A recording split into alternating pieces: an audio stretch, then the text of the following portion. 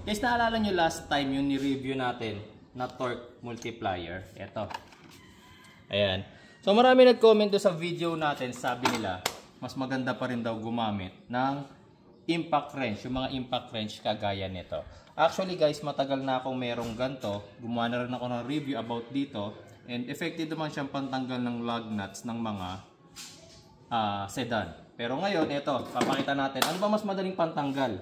Itong torque multiplier na to, itong ating impact wrench. So dalawa yung dinala ko. Okay, tapos mamaya papaliwanag ko kung bakit hindi ko na masyado nagagamit yung mga impact wrench na yan. Pero sige pa muna natin yung ating mga lug nuts. So ito yung ating torque wrench. Sige pa muna natin ng 90. Ayan, luwagan muna natin. Papakita ko muna sa inyo. 90 foot-pounds. 90. Lagay lang natin sa 90 yan. Ayan, ito yung 90. Ito yung 0. Then ilock natin. Sige pa muna natin lahat ng lug nuts natin sa 90 foot-pounds. Kapag nag-click na, ibig sabihin 90 foot-pounds na siya. Okay.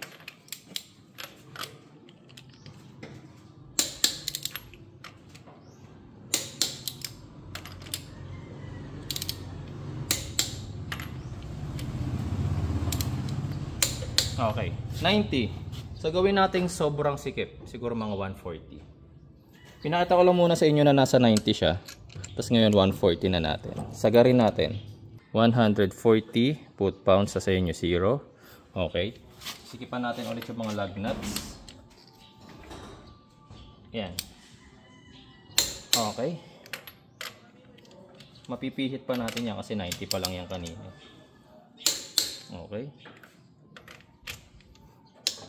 Okay.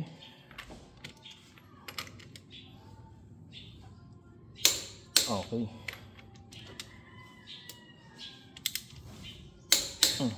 Then last one.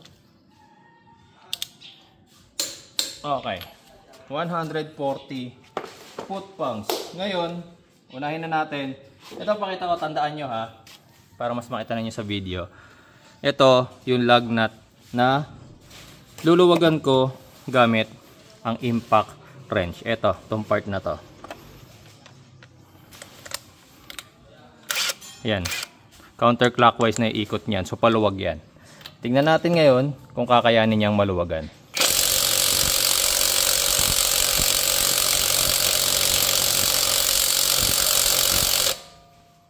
Makikita nyo, tutok mo maigi. Halos hindi pumihit yung ating pangalan nito, socket wrench.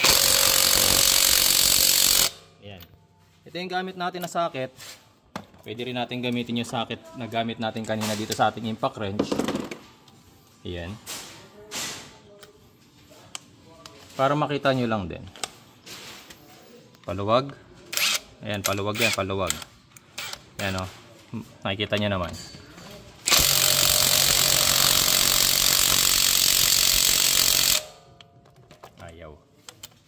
Ayaw niya. Sa 140 foot-pounds, ngayon gagamitin natin yung isang klase. Bakit nga pala? Siyempre magsasabi ng iba, sir, ang pangit na klase nung ginagamit mong impact wrench. Kasi guys, yung ating torque multiplier is worth, bili ko rito mga nasa 1 plus 1.8 yata or 1.7. Check nyo na lang dyan. Ilalagay ko lang yung product link sa video description tsaka sa pin comments. So syempre, yung magiging comparison natin, yung kapresyo niya na impact wrench lang. Kasi may magandang klase ng impact wrench, yung tinatawag na Milwaukee.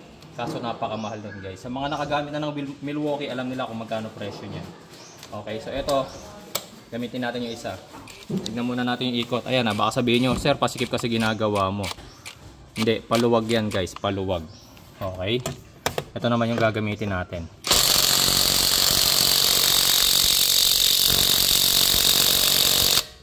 Hindi niya rin maluwagan. Tama yung ikot niyan guys, tama. Okay, gamit yung isang socket wrench, same size. Tingnan natin. Ay, pumasok ka. Medyo masikip tong isang to. Yan. Ayan o. Makikita nyo naman sa ikot nung binabagalan ko para makita ninyo na tama yung ikot. Siyempre sasabihin baliktad. Okay, ayaw talaga. Okay. Ngayon, hindi ito maluwagan.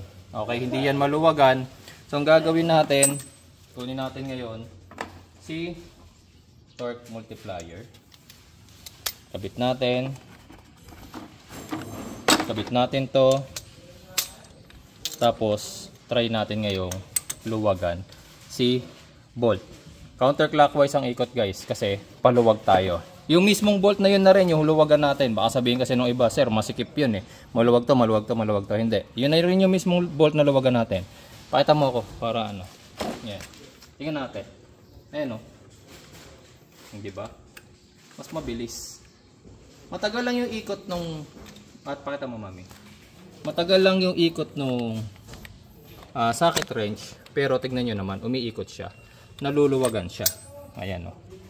Naluluwagan siya. Hindi kagaya kanina, yung mga gantong klase ng impact wrench na ginagamit ko noon. Sa totoo lang, sa sedan ko lang siya nagagamit.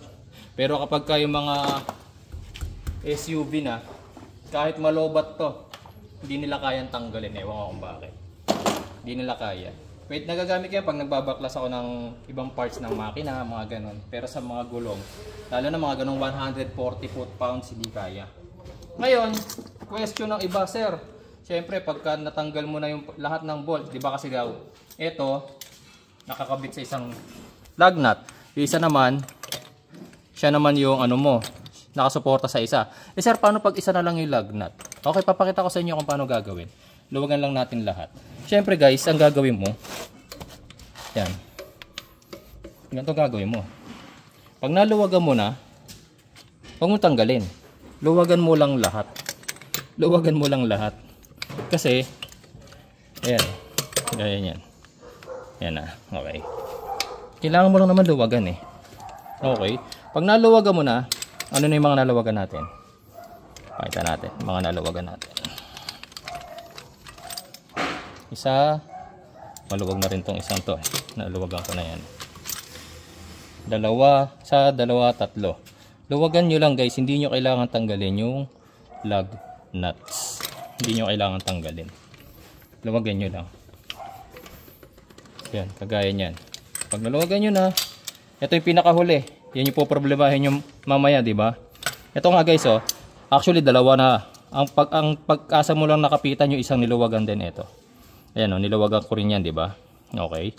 Medyo sikipan nyo lang, gamit yung kamay. Pasok nyo. Dali. Ayan. Magagamit nyo pa rin yan para maluwagan, guys. Ayan o. Di ba? Samantalang niluwagan ko na to, niluwagan ko rin to. Pwede yun, guys. Ito, maluwag. Sikip lang natin ng konti para medyo kumapit siya. Tapos luwagan din natin. Para makita nyo lang. Baka daw hindi na daw maluwagan yung last nut. Pagka naluwagan mo na lahat. Hindi guys, maluluwagan mo lahat. Ayan. Luwag na oh. Luwag na, luwag na. Ito kinamay ko lang to kanina. Medyo luwagan mo lang din ulit ngayon. Di ba? Yan na. Okay, so lahat sila maluwag na. Okay. Yun. Kaya ako, ito ginagamit ko ngayon.